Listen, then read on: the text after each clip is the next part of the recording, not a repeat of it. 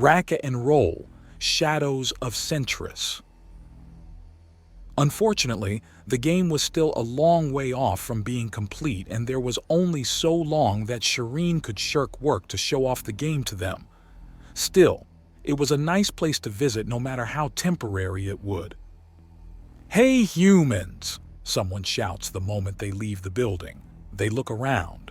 No one person in particular stands out. Normally, a catcall means someone's staring and wants attention, but they just emerged from the work building of a fairly major gaming company. They stand out and are being stared at on all sides.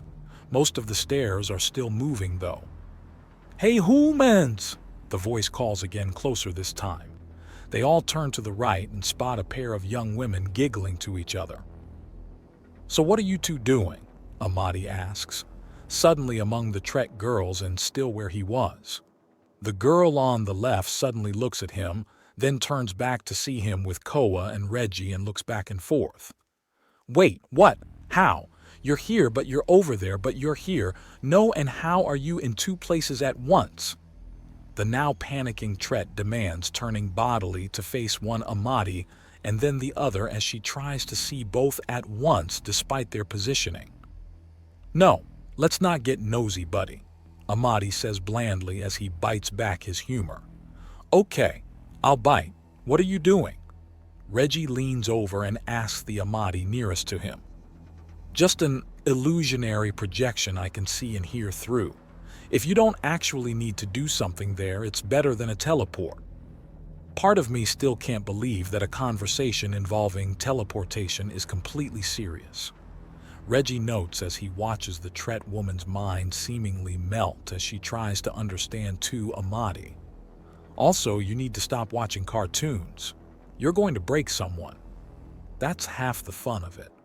Ahmadi dismisses as the girl continues to lament on how humans never do anything right, as warping isn't supposed to make a second person, but move them and not leave behind a person at the same time. Well, fine. Be a party killer. The Ahmadi illusion next to the girls grumps and vanishes. That took no axiom. She freaks at that one and Ahmadi falls into Reggie to hold himself up while he laughs. "These people are too easy." Ahmadi chuckles as Reggie just rolls his eyes. "You! How did you do that?" the Tret girl demands, rushing up. "And now you have a fangirl. Well done." Koa remarks as the Tret straight up charges the three of them and tackles Ahmadi. "Alpha Mike India," she whispers before shaking Ahmadi as the three men process things. The stunned looks on their faces is easily explained by the girl freaking out that everyone sees and covers up the response to the passcode that was just slipped to them. "What do you want?" Ahmadi asks out loud. "Why did it have to be you crazy Trets from cruel space? Why, oh why, oh why?" she demands loudly for the crowds before whispering. "I need your knife and you need to chase, but not catch me. Left boot." Ahmadi answers the intelligence agent just as quietly. "You crazy witch, get off." There's a few more moments as she tries to strangle him, goes for his shoes, spots his boot knife and swipes it before running. "Go, Ami! Go, go, go! I got it!" the agent shouts before booking it away from the three men. They chase instantly, yelling for her to stop. How that's undaunted property. Koa full-on draws his gun and both of the girls grab each other and jump hard across the gap to the opposite spire. The three men don't follow. "I wonder which one she was. One of our own or a local recruit?" Reggie asks in English. Koa flicks him in the side of the head. "Consider later, not in public," Koa states in English. Ahmadi just shrugs as he glares down where they went. The three men walk back to their vehicles and take off. It takes 20 minutes at the nearly supersonic speed traffic goes at for them to reach the spire with the Dauntless, as all three of them bite their tongues until they pull in and start talking once they're past guards and behind a closed door. They also take the time to manhandle a snoopy cloaking women out of the Dauntless and head into a break room. "So what the hell happened?" Reggie asks. "We nearly blew her cover is what happened. If she was one of ours, we need to confirm." Amadi replies as he quickly dials in a specific number in his communicator. It's one that does not get recorded. Yes, hello? We were just approached by a field agent using the AMI passcode, and my boot knife was taken as part of the exchange, followed by a chase to sell the idea that it was stolen instead. What information am I qualified to know? Amadi asks, and waits for the response. You know damn well who I am and are no doubt watching me through the camera even now. Just tell me before I change my mind and start actually hunting her as a thief. He snipes, pointing at the nearby camera, and there's a pause. All right, okay, that makes sense. Got it. So, what are we looking at? Koa asks as Amadi hangs up. Hostile organization is attempting to uncover information for the purposes of blackmail and bribery. Our mole needed to both prove herself as a proper member and potentially arm herself if things go sideways.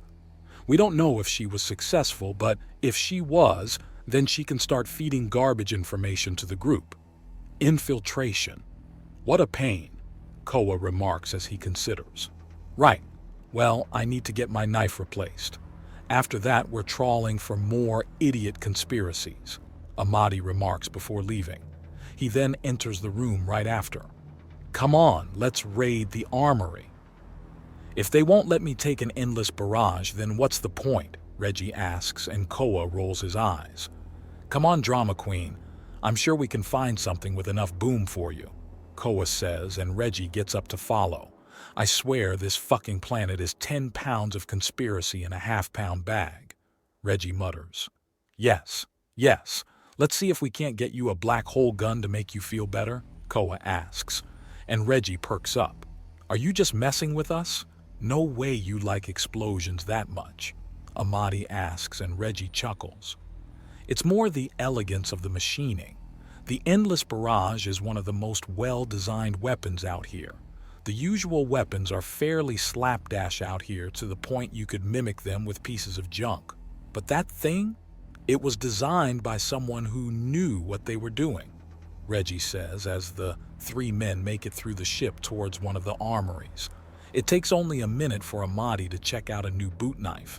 This one is made of a tri-type-based alloy to let him literally cut through axiom effects.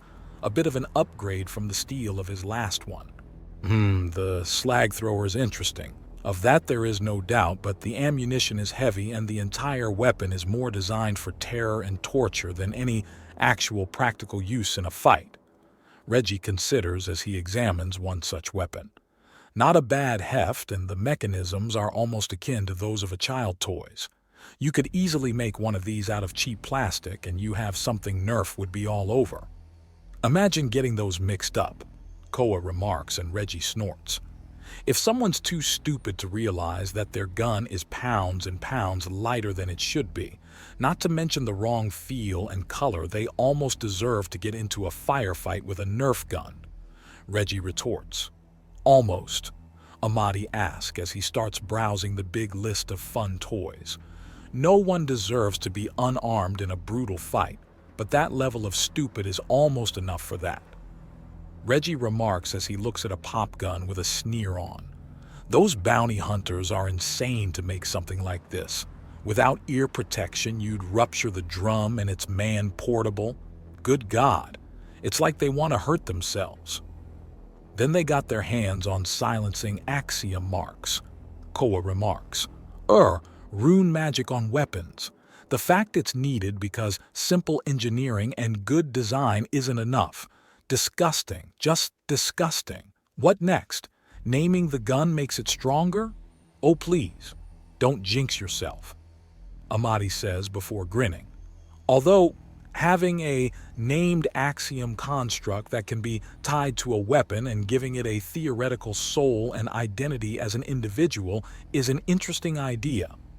Please no, for my sanity if not the concern of such thing being a form of slavery, or the idea of a weapon revolt instead of an AI revolt.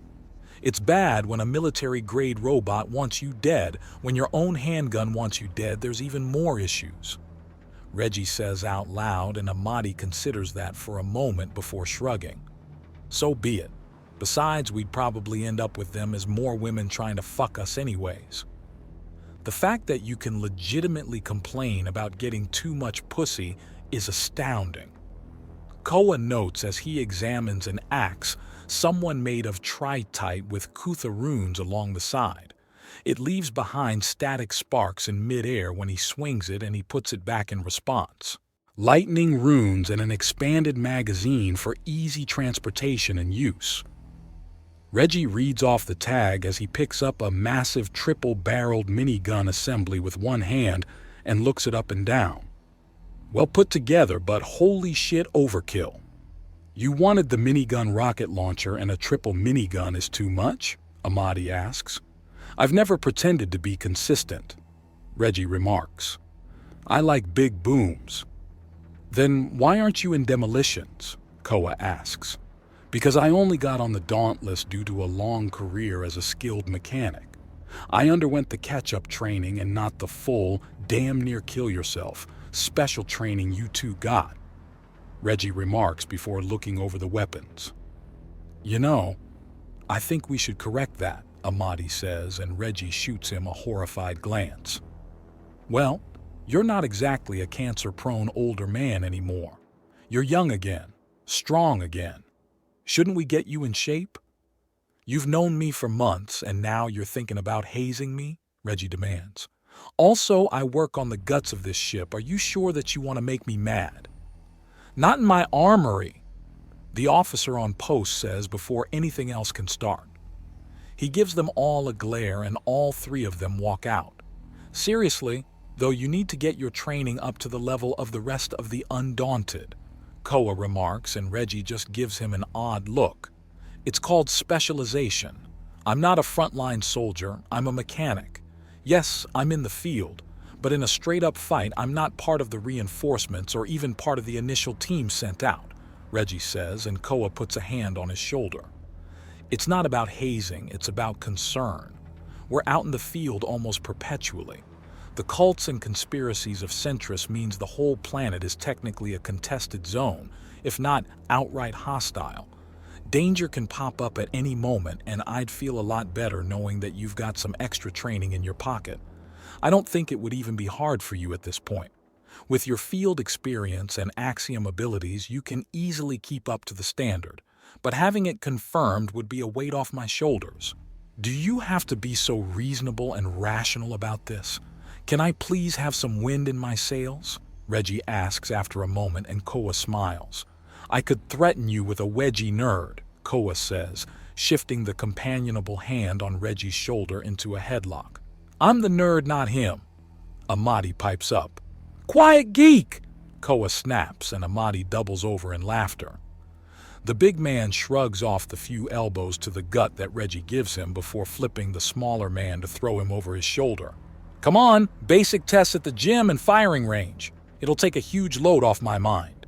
Okay, fine, but let's make this quick. I promised Misty I'd be at her place in about... Reggie checks his communicator. 3.5 hours.